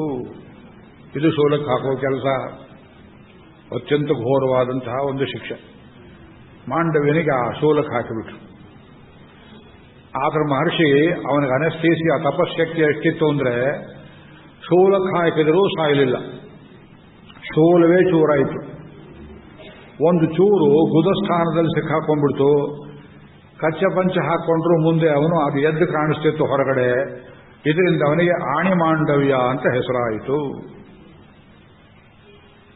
ಆಣಿ, ಕನ್ನಡದಲ್ಲಿ ಆಣಿ, ತಮಿಳಲ್ಲಿ ಆಣಿ ಅಂದ್ರೆ ಮೊಳೆ ಅಂತ ಅರ್ಥ. ಆ ಮೊಳೆ ಸಿಕ್ಕಾಕೊಂಡಾಗ ಅವನು ತಪಸ್ಸಿಂದ ಸಹಿಸಿಕೊಂಡ ಪಾಪ. ಅವನಿಗೆ ಪ್ರಾಣಾವಸಾನ ಕಾಲ ಬಂತು. ಯಮಲೋಕಕ್ಕೆ ಹೋದ. ಯಮರಾಜನನ್ನು ಕಂಡ, ಧರ್ಮರಾಜನನ್ನು ಜಗ್ಗಿಸಿದ. ನನಗೆ ಯಾತಕ್ಕೋಸ್ಕರ ಈ ಶಿಕ್ಷೆಯನ್ನು ಕೊಟ್ಟೆ ನೀನು? ಲೋಕದಲ್ಲಿ ಯಾರು ಯಾವ ಅಪರಾಧಿಗೆ ಶಿಕ್ಷೆ ಕೊಟ್ಟರು ಅದು ಯಮನೇ ಕೊಟ್ಟ ಶಿಕ್ಷೆ ಅಂತ ಭಾವ.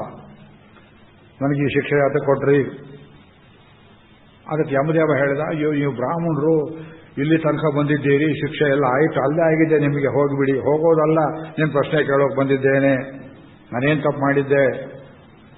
ಯಮ ಚಿತ್ರಗುಪ್ತನ ಕರೆದ, ನೋಡೋ ಇವ್ರದ್ದು ಅಕೌಂಟ್ ಏನಿದೆಯಪ್ಪ. ಅವನು ಹೇಳಿದ, ಪತಂಗಿಕಾನಾಂ ಪುಚ್ಛೇಷು ತ್ವಯ ಇಶೀಕಾ ಪ್ರವೇಶಿತಾ ಕರ್ಮಣಃ ತಸ್ಯತೆ ಪ್ರಾಪ್ತಂ ಫಲಮೇತತ್ ತಪೋಧನ.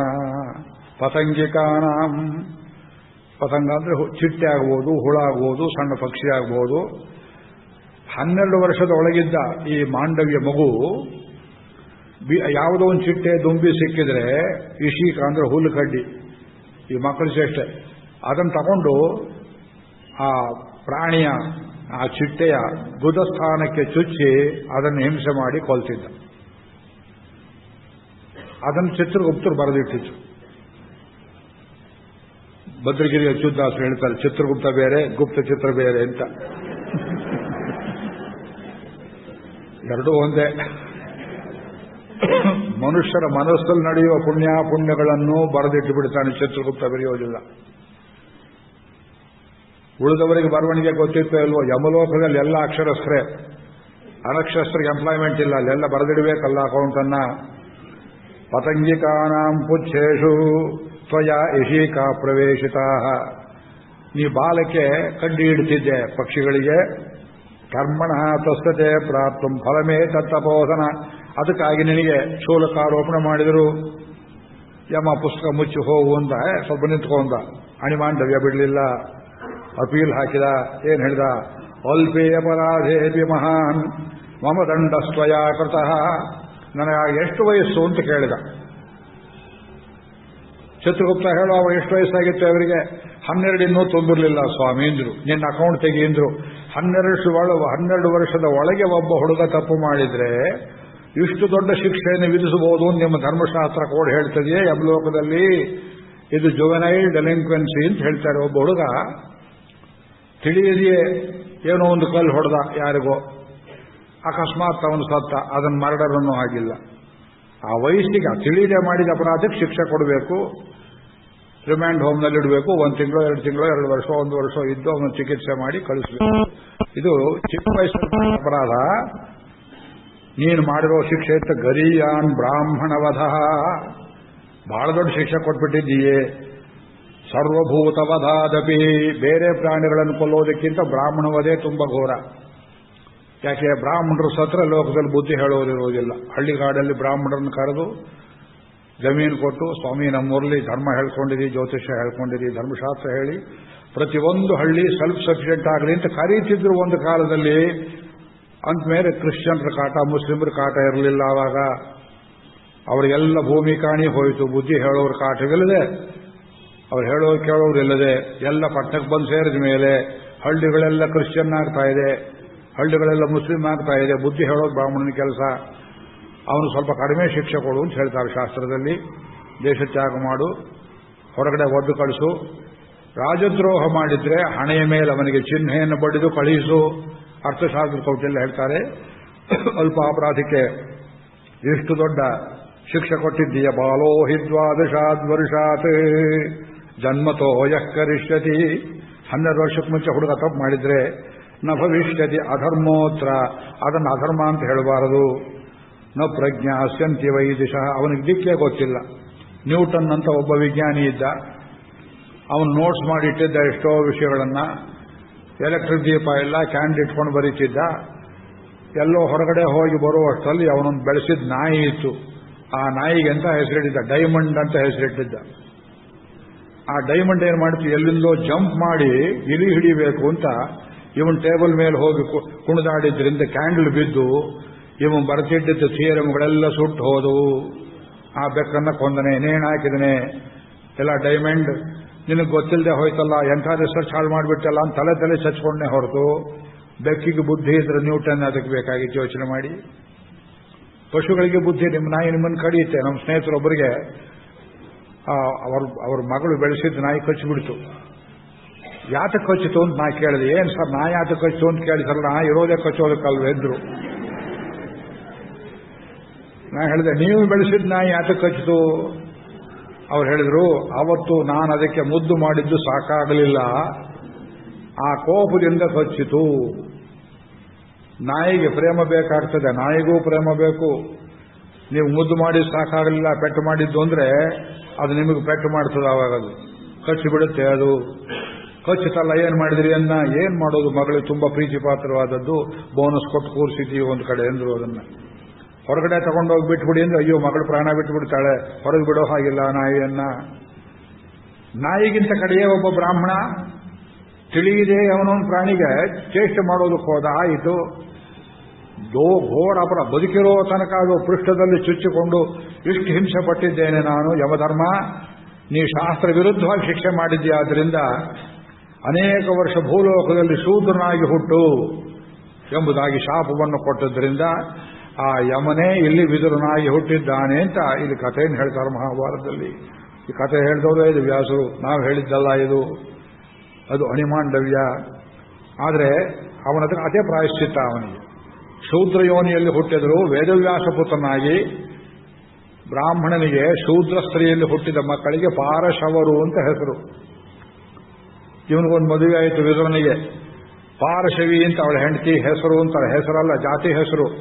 ರಾಮಾಯಣದಲ್ಲಿ ಶಬರಿ ಅಂತ ಹಾಗೆ, ಶಬರಿ ಅನ್ನೋದು ಹಾಗೆ ಹೆಸರಲ್ಲೋ, ಪಾರಶವಿ ಇದು ಒಂದು ಇಂಟ್ರಿಕ್ಯಾಸ್ಟ್. ಅವರು ಏನು ಯಾವ ಮರ್ಯಾದೆ, ಅವನ ಶಾಸ್ತ್ರಗಳನ್ನೆಲ್ಲ ಓದಿದ್ದ. ವೇದ ಒಂದು ಹೊರತು ಸಕಲ ಇತಿಹಾಸ, ಪುರಾಣ, ಧರ್ಮಶಾಸ್ತ್ರ, ರಾಜ್ಯಶಾಸ್ತ್ರ ಎಲ್ಲ ಗೊತ್ತಿತ್ತು. ಅವನ ವ್ಯಾಸಪುತ್ರನಾದ್ದರಿಂದ ಪ್ರಧಾನಮಂತ್ರಿ ಕೆಲಸಕ್ಕೆ ನಿಯೋಗಿಸಲ್ಪಟ್ಟ. ಅವನನ್ನು ಪ್ರಧಾನಮಂತ್ರಿ ಮಾಡಿಕೊಂಡು ದುರ್ಯೋಧನ ಅದರ ಭಾಗ್ಯವನ್ನು ಪಡೆಯಲಿಲ್ಲ. ಜಾತಿ ಮುಖ್ಯವಲ್ಲ. ಮಹಾಭಾರತ ಮತ್ತೆ ಮತ್ತೆ ಹೇಳ್ತದೆ, ಗುಣವೇ ಮುಖ್ಯ, ವಿದ್ಯೆಯೇ ಮುಖ್ಯ ಎಂಬುದಾಗಿ. ಈ ರೀತಿಯಲ್ಲಿ ಧೃತರಾಷ್ಟ್ರ ಜನನವಾಯಿತು, ಪಾಂಡು ಜನನವಾಯಿತು, ಇಲ್ಲಿ ವಿದುರನ ಜನನವಾಯಿತು. ಅಲ್ಲಿಂದ ಮುಂದಿನ ಕಥೆಗೆ ಹೋಗ್ತಾ ಇದ್ದೇವೆ. ಮಕ್ಕಳು ಬೆಳೆದರು. ಈಗ ಹುಟ್ಟಿಗೆ ಬೆಳೆದು ಬಿಟ್ರೆ ಅಂತ ಕೇಳಬೇಡಿ, ದೊಡ್ಡ ಕಥೆ ಮುಂದಕ್ಕೆ ಹೋಗಬೇಕಲ್ಲ. ಅವರು ಬೆಳೆದರು. ಯೋಚನೆ ಮಾಡಿದ ಭೀಷ್ಮ, ಈಗ ರಾಜ್ಯ ಈ ಹುಡುಗರು ದೊಡ್ಡವರಾಗೋ ತನಕ ಯಾರು ಆಳದೇ ಇರಬಾರದು, ಅನಾಯಕ ಆಗಬಾರದಲ್ಲ, ಅದಕ್ಕೇನು ಮಾಡೋದು ಅಂತ ಯೋಚನೆ ಮಾಡಿ ಸತ್ಯವತಿಯನ್ನೇ ಸಿಂಹಾಸನದಲ್ಲಿ ಕೂರಿಸಿ, ವಿಧವೆಯಾಗಿದ್ದರೂ ಪಟ್ಟಾಭಿಷೇಕ ಇಲ್ಲ, ನೆಪಕ್ಕೆ ಸಿಂಹಾಸನಕ್ಕೆ ಕೂರಿಸಿ ಕಾಗದ ಪತ್ರ ಸೈನ್ ಅವಳು ಮಾಡುವುದು. ಭೀಷ್ಮನೇ ರಾಜ್ಯಭಾರವನ್ನು ನಡೆಸ್ತಾ ಇದ್ದ. ರಾಜ್ಯವನ್ನು ನಡೆಸೋದಿಲ್ಲ ಅಂತ ಮಾತು ಕೊಟ್ಟವನು ಪ್ರತಿಜ್ಞೆಗೆ ನಡೆಸವಾಯ್ತು ನೋಡಿ. ಪರೋಕ್ಷದಲ್ಲಿ ನಾವು ಪ್ರೈಮ್ ಮಿನಿಸ್ಟರ್ ಆಗೋದಿಲ್ಲ ಅಂತ ಹೇಳಿ ಪಾರ್ಟಿ ಹೆಡ್ ಅಂತ ಜುಟ್ಟು ಹಿಡ್ಕೊಂಡ್ರೆ ಏನಾಯಿತು, ಅದೇ ಸ್ಥಿತಿ ಆಯಿತು. ಮಿಥ್ಯಾಚಾರ ಉಚ್ಯತೆ ಗೀತೆಯಲ್ಲಿ ಪ್ರತಿಜ್ಞೆಗೂ ಒಂದು ಅರ್ಥ ಬೇಕು. ನೇರವಾಗಿ ಆಳಿದ ಅಪರಾಸ್ತಿ ಏನು ಹೋಗ್ತಿತ್ತು, ಗಂಟೆ ಏನು ಹೋಗ್ತಿತ್ತು, ಇವಾಗ ಸ್ಟ್ರೈಟ್ ಫಾರ್ವರ್ಡ್. ಕೆಲವರು ಸ್ಟೀಲ್ ಲೋಟದಲ್ಲಿ ಕಾಫಿ ಕುಡಿಯಬಾರದು, ಮನೇಲಿ ಕುಡಿತಾರೆ. ಬಾಗ್ಲಾಕು ಯಾರು ಬಂದ್ಬಿಡ್ತಾರೆ, ವೈದಿಕರು ನೋಡ್ತಾರೆ. ಒಬ್ಬರು ಮನೆ ಹೊರಟೋದೆ, ಅವರು ಸ್ಟೀಲ್ ತಟ್ಟೆಯಲ್ಲಿ ತಿಂತ ಕೂತಿದ್ರು ವೈದಿಕರು. ಏನು ಮಾಡಿದ್ರು, ದೀಪ ಆರಿಸ್ಬಿಟ್ಟು ಒಳಗೆ ಹೋಗಿ ಚರಂಡಿಯಲ್ಲಿ ಅದನ್ನೆಲ್ಲ ಹಾಕಿ ಕೈ ತೊಳ್ಕೊಂಡು ಬಾಯಿ ತೊಳ್ಕೊಂಡ್ಬಂದು ಊಟ ಮಾಡ್ತಿದ್ರಿ, ತೊಂದರೆ ಆಯಿತು. ಇಲ್ಲಿಲ್ಲ, ನಾನೇನು ಮಾಡ್ತಾ ಇಲ್ಲ, ಇಲ್ಲೇ ಕೂತಿದ್ದೆ, ನಿಮ್ಮ ಎದುರಿಗೆ ದೀಪ ತಾನೇ ಆರಿ ಹೋಯಿತು ಅಂತ ಹೇಳಿದ್ರು. ಇದು ಯಾತಕ್ಕೆ ರೂಪಾಯಿ ಕಪಟ ಮಾಡ್ತೀರಿ? ಸ್ಟೀಲ್ ಇಲ್ಲದೆ ಇದ್ದ ಕಾಲದಲ್ಲಿ ತಟ್ಟೆಯಲ್ಲಿ ಉಪಯೋಗ ಮಾಡ್ತಿರಲಿಲ್ಲ, ಸ್ಟೀಲ್ ಸಿಗ್ತದೆ ಉಪಯೋಗ ಮಾಡ್ತೀರಿ, ಕರೋಡ್ ಆಗೋದಿಲ್ಲ. ಅದೇನು ತಪ್ಪು? ತಿನ್ನೋ ಆಹಾರ ಎಂಥದ್ದು ಅಂತ ನೋಡಬೇಕು. ಬಂಗಾರದ ತಟ್ಟೆಯಲ್ಲಿ ಮಾಂಸ ತಿಂದ್ರೇನು, ಸ್ಟೀಲ್ ತಟ್ಟೆಯಲ್ಲಿ ಬಾಳೆಹಣ್ಣು ತಿಂದ್ರೇನು, ಏನು ಗಂಟು ಹೋಯಿತು? ಆಚಾರಕ್ಕೆ ಅರ್ಥ ಬೇಡವೆ ನೋಡಿ. ವೈದಿಕರ ಆಚಾರ ಎಷ್ಟು ಹೀನ ಸ್ಥಿತಿಗೆ ಮುಟ್ಟಿದೆ ಅಂತಂದ್ರೆ, ಹೃದಯ ಶುದ್ಧಿ ಇಲ್ಲ, ಆಹಾರ ಶುದ್ಧಿ ಇಲ್ಲ. ಕಪಟಕ್ಕೆ ಇತರರು ಏನು ತಿಳ್ಕೋತಾರೋ, ನಾವು ಮಾಡಾಂತೀರಪ್ಪ ಅವನೇನು ತಿಳ್ಕೋತಾರೆ. ಅವನಿಗೋಸ್ಕರ ಮಾಡ್ತೀರಾ, ನಿಮ್ಗೋಸ್ಕರ ಮಾಡ್ತೀರಾ? ಧರ್ಮಾಚರಣೆ ನಿಮ್ಗೋಸ್ಕರವೋ ಇನ್ನೊಬ್ಬರ ತೋರಿಕೆಗೋಸ್ಕರವೋ? ಇದು ಭೀಷ್ಮನದು ಉದ್ದಕ್ಕೂ ಬರೀ ತಪ್ಪನ್ನೇ ಮಾಡ್ತಾ ಬರ್ತಾನೆ. ಮುಂದೆ ತೋರಿಸ್ತೇನೆ. ಅಲ್ಲಿಂದ ಆಚೆಗೆ ಧೃತರಾಷ್ಟ್ರನಿಗೆ ಮದುವೆ ಮಾಡಿಸಬೇಕು ಅಂತ ಯೋಚನೆ ಆಯಿತು. ಇವತ್ತು ನೀವು ಕೇಳದೇ ಇದ್ದ ಅತ್ಯಪೂರ್ವವಾದ ಒಂದು ಕಥೆಯನ್ನು ಹೇಳ್ತೇನೆ. ಆ ಕಥೆಯ ಹಿನ್ನೆಲೆ ಇನ್ನೇನು ಸಮೀಪಕ್ಕೆ ಬರ್ತಾ ಇದೆ. ಅನೇಕರು ಇಂಥದ್ದೊಂದು ಕಥೆ ಇದೆ ಅಂತ ಊಹಿಸಿರಬಹುದು, ಆದರೆ ಎಲ್ಲಿದೆ ಅಂತ ಗೊತ್ತಿಲ್ಲ. ಅನೇಕರಿಗೆ, ನನಗೂ ಗೊತ್ತಿರಲಿಲ್ಲ. ಸಮೀಪದಲ್ಲಿ ಅದರ ಪತ್ತೆ ಆಯಿತು, ಗೋಕರ್ಣದಲ್ಲಿ. ಈಗ ಆ ಕಥೆಯನ್ನು ಹೇಳ್ತೇನೆ. ಧೃತರಾಷ್ಟ್ರನಿಗೆ ಮದುವೆ ಆಗಬೇಕು. ಮೊದಲಿನಿಂದ ಹಿಡಿದು ಈ ಕುರುವಂಶಕ್ಕೆ ಹೆಣ್ಣು ಕೊಡುವವರು ಗತಿಯಿಲ್ಲ, ಅಷ್ಟು ಹೀನ ಸ್ಥಿತಿ. ಎಲ್ಲ ಬೆಸ್ತರು ಅದು ಇದು ಎಲ್ಲ ಮಿಕ್ಸ್ ಆಗಿದೆ, ಶುದ್ಧ ಕ್ಷತ್ರಿಯರಿಲ್ಲ, ಇವರಿಗ್ಯಾರು ಹೆಣ್ಣು ಕೊಡ್ತಾರೆ ಎಂಬುದಾಗಿ ಜಗಜ್ಜಾಹೀರಾಗಿತ್ತು. ಪರಶುರಾಮರು ಕ್ಷತ್ರಿಯರನ್ನೆಲ್ಲ ಕೊಂದ ಮೇಲೆ ಎಲ್ಲ ಇಂಟರ್ಕ್ಯಾಸ್ಟ್ಗಳು ಬೆರೆಸಿ ಶುದ್ಧ ಕ್ಷತ್ರಿಯರು ಕಲಿಯುಗದಲ್ಲಿ ಇಲ್ಲ. ಆರಂಭದಲ್ಲೇ ಬರೆದಿದ್ದಾರೆ ಮಹಾಭಾರತದಲ್ಲಿ. ಇವತ್ತು ಕ್ಷತ್ರಿಯರು ಅಂತ ಹೇಳಿಕೊಳ್ಳೋರು ಯಾರು? ರೆಡ್ಡಿ ಅನ್ನೋರೆಲ್ಲ ಕ್ಷತ್ರಿಯರು. ಬಂಗಾಳದಲ್ಲಿ ಘೋಷ್ ಅನ್ನೋರೆಲ್ಲ ಕ್ಷತ್ರಿಯರು. ಬೇಂದ್ರೆಯವರು ಹೇಳ್ತಿದ್ರು. ನಮ್ಮ ಕರ್ನಾಟಕದಲ್ಲಿ ರಾಜು ಅಂತ ಹೆಸರಿಟ್ಕೊಳ್ತಾರೆ. ರಾಚಾವಾರದವರು, ತಿಗಳರು, ತ್ರಿಕುಳರು, ಧರ್ಮರಾಜನ ಕರಗದ ಕಡೆಯವರು, ಇವರೆಲ್ಲ ವಿಜಯನಗರ ಸಾಮ್ರಾಜ್ಯದಲ್ಲಿ ಕ್ಷತ್ರಿಯರಾಗಿದ್ದವರು. ಹಕ್ಕಬುಕ್ಕರ ಕಡೆಯವರು ಕುರುಬರು. ಅವರನ್ನು ವಿದ್ಯಾರಣ್ಯರು ಜನಿವಾರ ಹಾಕಿಸಿ ಕ್ಷತ್ರಿಯರನ್ನಾಗಿ ಮಾಡಿದರು, ದೊರೆಗಳನ್ನಾಗಿ ಮಾಡಿದರು. ಬೇಡರು, ನಾಯಕರು, ಇವರೆಲ್ಲ ಬೇರೆ ಬೇರೆ ರೀತಿಯ ಕ್ಷತ್ರಿಯರು. ಲಂಬಾಣಿಗಳ ಕ್ಷತ್ರಿಯರು, ರಾಣಾ ಪ್ರತಾಪ್ ಸಿಂಗನ ಕಡೆಯವರು, ಅವರಿಗೆಲ್ಲ ಜನಿವಾರ ಇದೆ, ನಾನು ನೋಡಿದ್ದೇನೆ. ರಾಮ, ದಶರಥ, ಲಕ್ಷ್ಮಣ, ಲಕ್ಷ್ಮಿ ಈ ಹೆಸರಿಟ್ಕೊಳ್ತಾರೆ. ಅವರ ಸ್ತ್ರೀಯರೆಲ್ಲ ಹಳೆಯ ರಾಜಸ್ಥಾನಿ ವೇಷ, ಉಡುಗೆ ತೊಡುಗೆ ತೊಡ್ತಾರೆ, ಸಂಸ್ಕೃತದ ಅಪಭ್ರಂಶವನ್ನೇ ಮಾತನಾಡ್ತಾರೆ, ಅದೇ ಹಬ್ಬಗಳನ್ನು ಆಚರಿಸ್ತಾರೆ. ಆದ್ರೆ ನಮ್ಮ ಹಿಂದೂ ಸಮಾಜಕ್ಕೆ ಅವರನ್ನ ಕ್ಷತ್ರಿಯರು ಅಂತ ಬಾಯಿ ಬಿಟ್ಟು ಒಪ್ಪಿಕೊಳ್ಳುವ ಪ್ರಾಂಜಲ ಬುದ್ಧಿ ಇಲ್ಲ. ಇವತ್ತು ನಿಮಗೆ ಕ್ಷತ್ರಿಯರು ಬೇಕು, ನಮ್ಮ ಪ್ರವಚನ ರಕ್ಷಣೆ ಮಾಡುವ ಕ್ಷತ್ರಿಯರು ಬೇಕು, ದೇವಸ್ಥಾನ ರಕ್ಷಣೆ ಮಾಡುವವರು ಬೇಕು. ಕ್ಷತ್ರಿಯ ಆರ್ಡರ್ ಇಲ್ದಿದ್ರೆ ಬ್ರಾಹ್ಮಣ ಆರ್ಡರ್ ಇರೋದಿಲ್ಲ. ನಾವು ಯೋಚನೆ ಮಾಡಬೇಕು. ಹರ್ಷಾನಂದರು ಮೊದಲನೇ ದಿವಸ ಹೇಳಿದ್ರು, ಇನ್ನು 15 ವರ್ಷದಲ್ಲಿ ಹಿಂದೂ ಧರ್ಮ ಉಳಿತದೋ ಇಲ್ಲವೋ ಎಚ್ಚರಿಕೆಯಿಂದಿರಿ ಅನ್ನೋ ಮಾತನ್ನು ಹೇಳಿದ್ರು. ನಾವು ಸ್ವಲ್ಪ ಔದಾರಿ ತೋರಿಸಬೇಕು. ಕುರುಕುಲಕ್ಕೆ ಹೆಣ್ಣು ಕೊಡೋವರಿಲ್ಲ. ಆವಾಗ ಏನಾಯಿತು, ಗಾಂಧಾರ ರಾಜ್ಯಕ್ಕೆ ಒಮ್ಮೆ ಭೀಷ್ಮ ಹೋಗಿದ್ದ. ಈ ಗಾಂಧಾರ ರಾಜ್ಯ ಅಂದರೆ ಯಾವುದು? ಈಗದು ಆಫ್ಘಾನಿಸ್ತಾನ ಆಗಿ ಕೂತಿದೆ. ಅದು 2 ಭಾಗವಾಗಿತ್ತು. ಕೇಕಯ ರಾಜ್ಯ ಅಂತ ಒಂದು, ಗಾಂಧಾರ ಅಂತ ಒಂದು. ಆ ಗಾಂಧಾರದಲ್ಲಿದ್ದವರೇ ಗಂಧರ್ವರು ಎಂಬುದಾಗಿ ಕರೆಯಲ್ಪಡ್ತಿದ್ರು. ಅವರಲ್ಲಿ ಮಾಟ ಮಂತ್ರ ಮಾಡುವುದು, ಯಕ್ಷಿಣಿ ವಿದ್ಯೆ ಇದೆಲ್ಲ ಇತ್ತು. ಗಂಧರ್ವ ಪ್ರಯೋಗ ಹೇಳ್ತಿದ್ರು. ಉಪನಿಷತ್ತಲ್ಲಿ ಒಂದು ಕಡೆಯಲ್ಲಿ ಬರ್ತದೆ, ಗಂಧರ್ವ ಮೆಟ್ಟಿಕೊಳ್ಳುವುದು, ಮೈ ಮೇಲೆ ದೆವ್ವ ಬರುವುದಂತ. ಹಾಗೆ ಗಂಧರ್ವ ಬರುವುದು ಅಂತ ಒಂದಿತ್ತು. ಸ್ವಲ್ಪ ಮೋಸದ ದೇಶ ಅದು. ಅದಕ್ಕೆ ಶಕುನಿ ಊರು, ಅದಕ್ಕೆ ಮಂತ್ರೇ ಊರದು, ಮೋಸದವರು ಊರದು. ಅಲ್ಲಿ ಹೋದಾಗ ಅಲ್ಲಿ ಸುಬಲನೆಂಬ ದೊರೆ, ಅವನು ಯಾವುದೋ ಸಂಕರ ಜಾತಿ. ಆ ಸುಬಲನಿಗೆ ಒಬ್ಬ ಮಗಳಿದ್ದಳು ಗಾಂಧಾರಿ, ಒಬ್ಬ ಮಗ ಇದ್ದ ಶಕುನಿ. ಇದು ಮಹಾಭಾರತ ವೇದವ್ಯಾಸರು ಹೇಳೋ ಕಥೆ. ಆ ಹುಡುಗಿ ತುಂಬಾ ಲಕ್ಷಣವಾಗಿದ್ದಳು, ಚೂಟಿಯಾಗಿ. ಅವಳ ಮೇಲೆ ಕಣ್ಣು ಬಿತ್ತು ಭೀಷ್ಮನ ಕಣ್ಣು. ಆ ದೊರೆಯನ್ನು ಕೇಳಿದ, ನನ್ನ ಅರಮನೆಯಲ್ಲಿ ಧೃತರಾಷ್ಟ್ರ ಅಂತ ಒಬ್ಬ ರಾಜಕುಮಾರ ಇದ್ದಾನೆ, ಅವನಿಗೆ ನಿಮ್ಮ ಹುಡುಗಿಯನ್ನು ಕೊಡಬಹುದೇ? ಆ ಹುಡುಗಿ ಮೇಲೆ ಅದಕ್ಕೆ ಹೋಯ್ತು ಜ್ಞಾನ ಅಂತ ಕೇಳಿದ್ರೆ, ಅಥ ಶುಶ್ರಾವ ವಿಪ್ರೇಭ್ಯೋ ಗಾಂಧಾರೀಂ ಸುಬಲಾತ್ಮಜಾಂ.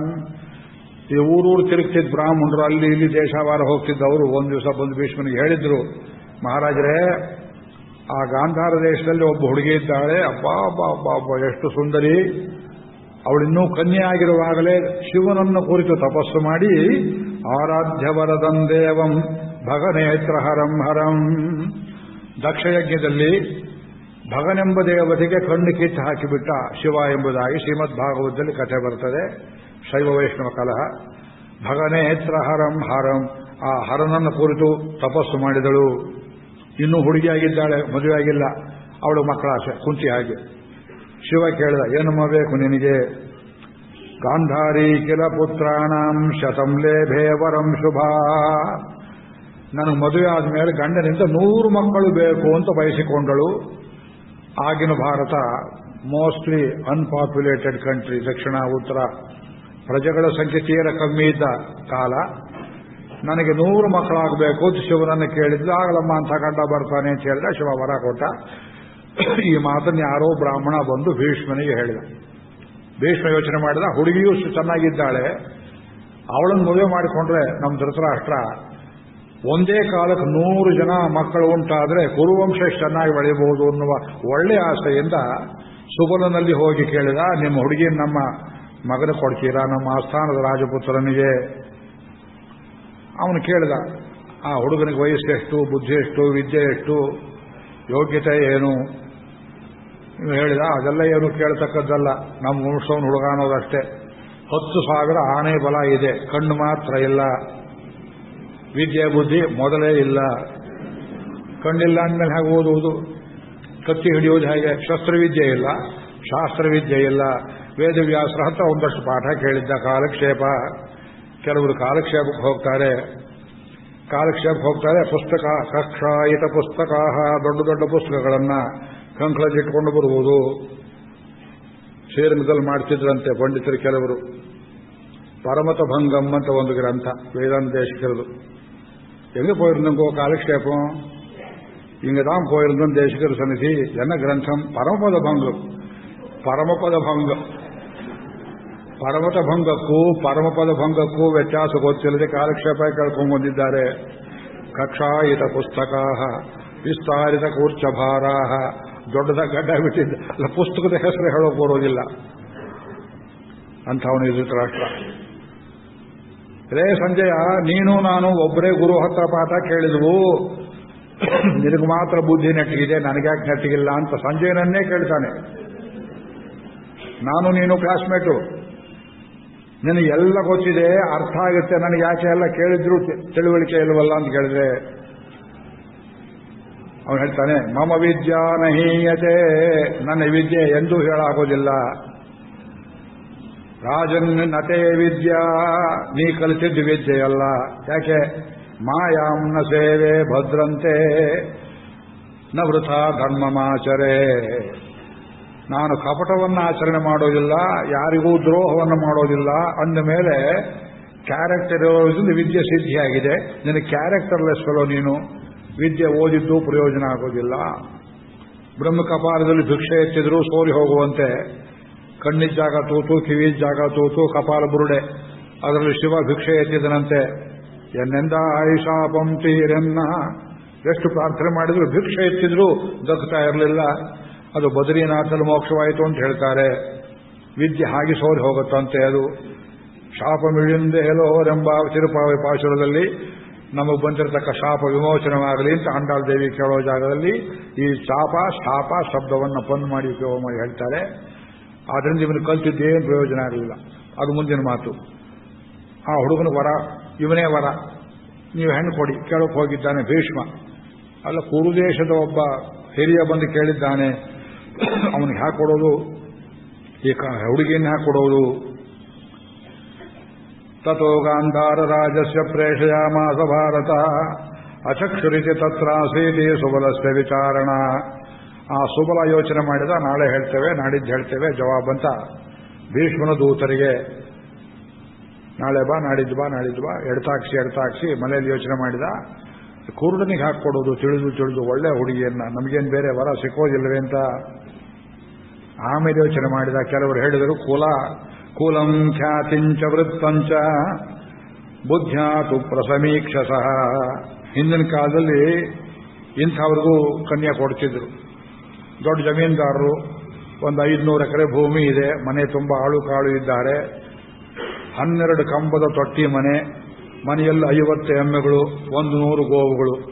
ಆದರೆ ವಿದ್ಯೆ ಇಲ್ಲ, ಶುಂಠ, ಏನು ಗೊತ್ತಿಲ್ಲ, ತಂಗಳನ್ನ ತಿನ್ಕೊಂಡು ಕೂತಿರ್ತಾನೆ ಜಗಲಿ ಮೇಲೆ. ಅಂಥವನಿಗೆ ಕನ್ಯೆ ಕೊಡ್ತಿದ್ರು. ಯಾಕೆ? ತಿನ್ನೋದಕ್ಕಿದೆ, ಉಣ್ಣೋದಕ್ಕಿದೆ, ಇದು ಕಂಡೀಷನ್.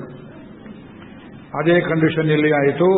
ಕುಲಂ ಖ್ಯಾತಿಂಚ, ಆ ಕುರುಕುಲವನ್ನು ನೋಡಿದರು, ಪ್ರಸಿದ್ಧಿಯನ್ನು ನೋಡಿದರು, ವೃತ್ತಂಚ ಭೀಷ್ಮನ ಪರಾಕ್ರಮವನ್ನು ನೋಡಿದರು.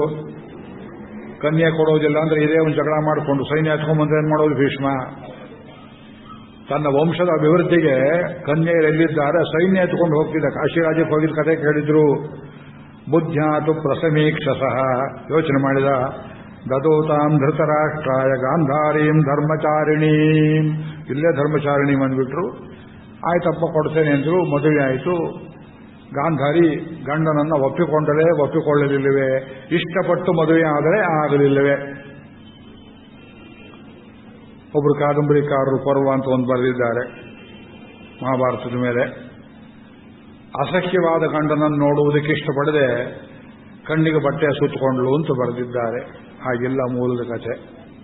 ಸಂಸ್ಕೃತ ಗೊತ್ತಿಲ್ಲ, ಏನ್ ಮಾಡಲಿ, ಒಳ್ಳೆ ಸ್ನೇಹಿತರು ನಮಗೆ.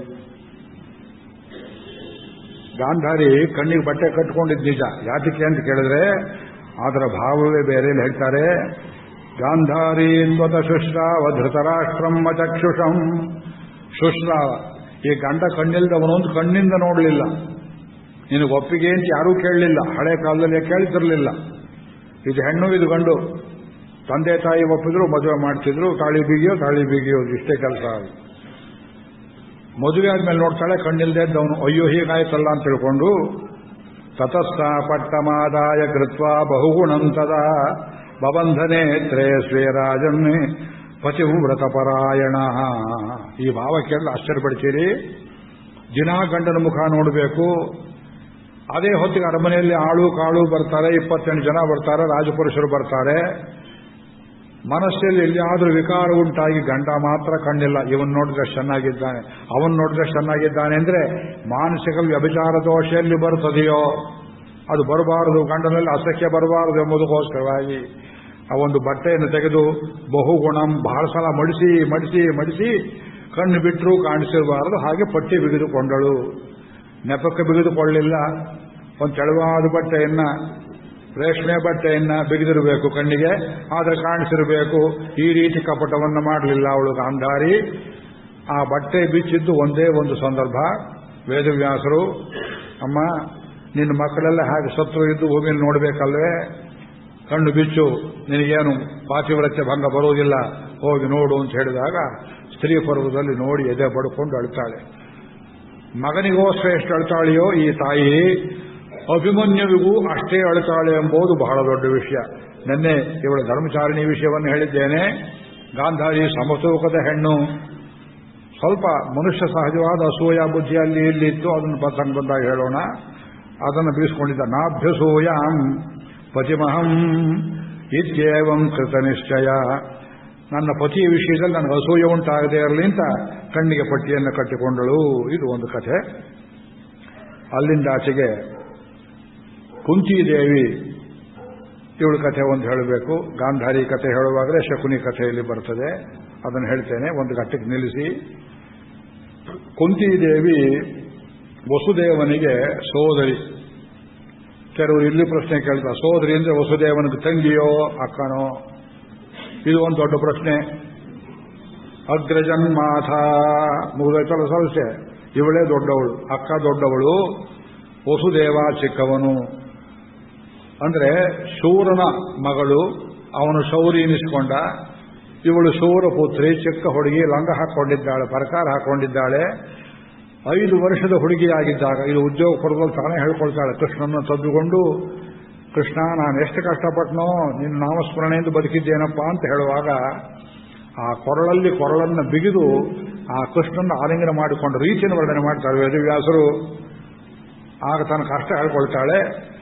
ಕೈಯಲ್ಲಿ ಗೊಂಬೆ ಹಿಡ್ಕೊಂಡು ಆಡ್ತಾ ಇದ್ದಾಗ, ಏನಂತ ಲೋಕ ಗೊತ್ತಿಲ್ಲದೆ ಇದ್ದಾಗ, ನಮ್ಮ ಅಪ್ಪ ಅಮ್ಮ ನನ್ನನ್ನ ಕುಂತಿ ಭೋಜನ ಎಂಬುದವರೆಗೆ ದತ್ತಕ ಕೊಟ್ಟು ಬಿಟ್ರು. ಹೆಣ್ಣು ಮಕ್ಕಳನ್ನು ದತ್ತು ಕೊಡೋದಿಲ್ಲ, ಯಾರು ಉಂಟೆ ಕೇಳಿದ್ದೀರಾ? ಆಸ್ತಿ ಪಾಸ್ತಿ ಇದೆ ಅಂದ್ರೆ ಗಂಡು ಮಕ್ಕಳನ್ನು ದತ್ತಿ ಕೊಡ್ತಾರೆ. ಒಬ್ಬನೇ ಮಗ ಇದ್ರೆ ಕೊಡಬಾರದು, ಅದು ಹೆಣ್ಣು ಮಗಳು. ಆ ದೊಡ್ಡ ಮಗು ಬೇರೆ, ಅದನ್ಯಾಕೆ ದತ್ತು ಕೊಟ್ಟರು? ಕುಂತಿ ಭೋಜನ ಮಕ್ಕಳಿರಲ್ವೇ? ಕುಂತಿ ಭೋಜನಗೂ ಮಕ್ಕಳಿತ್ತು. ಅದೇನು ವ್ಯಾಜ್ಯ ಇತ್ತು, ಏನಾಯ್ತೋ ಗೊತ್ತಿಲ್ಲ ವಿವರ. ದತ್ತು ಕೊಟ್ಬಿಟ್ಟ ಆ ಹುಡುಗಿನ. ಅಂದ್ರೆ 5 ವರ್ಷದ ಪ್ರಾಯದಲ್ಲಿದ್ದವಳಿಗೆ ಇನ್ನೂ ತಂದೆ ತಾಯಿ ಪ್ರೀತಿ ಏನು ಅಂತ ಗೊತ್ತಾಗುವ ಮೊದಲೇ ಮನೆಯಿಂದ ಸಾಗ ಹಾಕಿಬಿಟ್ರು. ಹೋದ ಮನೆಯಲ್ಲಿ ಇವಳೇ ತಾಯಿ, ಇವಳೇ ಇನ್ಮೇಲೆ ತಂದೆ ಅಂತ ಹೇಳಿದ್ರೆ ಆ ಹುಡುಗಿ ಒಗ್ಗಿಕೊಳ್ಳುವುದು ಬಹಳ ಕಷ್ಟವಾಯಿತು. ಒಗ್ಗಿಕೊಳ್ಳುವಷ್ಟರಲ್ಲಿ ದೂರ್ವಾಸರು ಬಂದರು. ದೂರ್ವಾಸರು ಸೇವೆಗೆ ಮೆಚ್ಚಿ ವರಗಳನ್ನು ಕೊಟ್ಟರು. ಕುಂತಿದೇವಿ ಮೊದಲು ಅನರ್ಥಕ್ಕೆ ಪ್ರಾಪ್ತವಾದಳು. ಆ ಕಥೆಯೆಲ್ಲ ಆಮೇಲೆ ಹೇಳ್ತೇನೆ. ಅಂದ್ರೆ ಹಡದ ಮನೆಯಲ್ಲಿ ಸುಖ ಪಡಲಿಲ್ಲ, ದತ್ತ ಹೋದ ಮನೆಯಲ್ಲಿ ಸುಖ ಪಡಲಿಲ್ಲ, ಕಟ್ಟಿಕೊಂಡ ಗಂಡನಿಂದ ಸುಖ ಪಡಲಿಲ್ಲ, ಮಕ್ಕಳಿಂದ ಸುಖ ಪಡಲಿಲ್ಲ. ಕುಂತಿದೇವಿ ಜೀವನದಲ್ಲಿ ಯಾವ ಸುಖವನ್ನು ಪಡಲಿಲ್ಲ. ಕೃಷ್ಣ ಸ್ಮರಣೆಯ ಹೊರತು ಜೀವನದಲ್ಲಿ ಸುಖವನ್ನೇ ಕಾಣದೇ ಇದ್ದವಳು. ನೀವು ಶಬರಿ ಶಬರಿ ಶಬರಿ ಅಂತ ಹೇಳ್ತೀರಿ. ಶಬರಿದು ಪುಣ್ಯ ಜನ್ಮ, ಕುಂತಿದು ಎಷ್ಟು ಕಷ್ಟ ಜನ್ಮ. ಆ ಕುಂತಿ ಸ್ತುತಿ ಬರೆಯುವಾಗ ಪ್ರತಿ ಶ್ಲೋಕದ ಅರ್ಥ ಬರೆಯುವಾಗ ಕಣ್ಣು ಒರೆಸಿಕೊಂಡು ಬರೆದಿದ್ದೇನೆ ವ್ಯಾಖ್ಯಾನ ನೋಡಿ. ಆ ಕುಂತಿದೇವಿ ಪಟ್ಟ ಕಷ್ಟ ಜಗತ್ತಲ್ಲಿ ಯಾವ ಮಾನಿನಿ ಪಡೆದೇ ಇರುವಷ್ಟು ಕಷ್ಟ. ಆಕೆಯ ಕಷ್ಟಕ್ಕೆ ಮೂಲವೇನು? ಮಕ್ಕಳ ಮೇಲೆ ವ್ಯಾಮೋಹ. ಮದುವೆಗೊಪ್ಪು ಮುಂಚಿನಿಂದ ಮಕ್ಕಳು ಮಕ್ಕಳು ಮಕ್ಕಳು, ಗೊಂಬೆ ಆಟ ಗೊಂಬೆ ಆಟ ಗೊಂಬೆ ಆಟ ಗೊಂಬೆ ಆಟ. ಈ ಹೆಣ್ಣು ಮಕ್ಕಳು ಹುಟ್ಟಿದಾಗಲೇ ಗೊಂಬೆ ಆಟ. ಹುಡುಗರನ್ನೆಲ್ಲ ಪಕ್ಕದವ್ರನ್ನೆಲ್ಲ ಬನ್ನಿ ಬನ್ನಿ ಗೊಂಬೆ ಆಟ ಸೇರ್ಕೊಳ್ಳೋಣ. ಯಾವ ಹುಡುಗಿಯರಿಗೆ ಚಿಕ್ಕ ವಯಸ್ಸಲ್ಲಿ ಗೊಂಬೆ ಆಟ ಇರ್ತದೆ. ಅವರಿಗೆ ಜೀವನದಲ್ಲಿ ಕಷ್ಟ ಸುಖ ಅನ್ನೋದು ಬೇಗ ಗೊತ್ತಾಗಿ ಹೋಗ್ತದೆ. ಕಲ್ಪನೆಯಲ್ಲಿದ್ದದ್ದು ಅನುಭವದಲ್ಲಿ ಬಂದುಬಿಡ್ತದೆ. ಆ ಕುಂತಿದೇವಿ ಕುಂತಿ ಭೋಜನ ಅರಮನೆಯಲ್ಲಿ ಸುಮಾರಾಗಿ ಬೆಳೆದಳು. ಅವಳಿಗೆ ಪ್ರಾಯಪ್ರಾಪ್ತವಾದಾಗ ಕುಂತಿ ಭೋಜ ಒಳ್ಳೆ ತಂದೆ ಸ್ವಯಂವರವನ್ನು ಏರ್ಪಡಿಸಿದ. ಆ ಸ್ವಯಂವರದಲ್ಲಿ ಅನೇಕ ರಾಜರ ಜೊತೆಗೆ ಪಾಂಡು ಮಹಾರಾಜನೂ ಬಂದಿದ್ದ. ಸ್ವಯಂ ಪ್ರೀತಿಯಿಂದ ಪಾಂಡುವನ್ನು ನೋಡಿ ಮೋಹಗೊಂಡು ಅವನ ಕೊರಳಿಗೆ ಮಾಲಿಕೆಯನ್ನು ಹಾಕಿದಳು. ಬಲಾತ್ಕಾರ ವಿವಾಹವಾಗಲಿಲ್ಲ. ಕುಂತಿ ಮತ್ತು ಪಾಂಡು ವಿಧಿ ಅನುಕೂಲ ಮಾಡಿದ್ರೆ ಅತ್ಯಂತ ಅನುಕೂಲ ದಾಂಪತ್ಯದಲ್ಲಿ ಬಾಳಬಹುದಾಗಿದ್ದ ದೊರೆಗಳು. ಅದೇ ಕ್ರಮದಲ್ಲಿ ಪಾರಶಿವಿ ಎಂಬ ಇನ್ನೊಂದು ಶೂದ್ರ ಜಾತಿ ಸ್ತ್ರೀಯನ್ನು ತಂದು ವಿದುರನಿಗೂ ವಿವಾಹವನ್ನು ಮಾಡಿಸಿದ.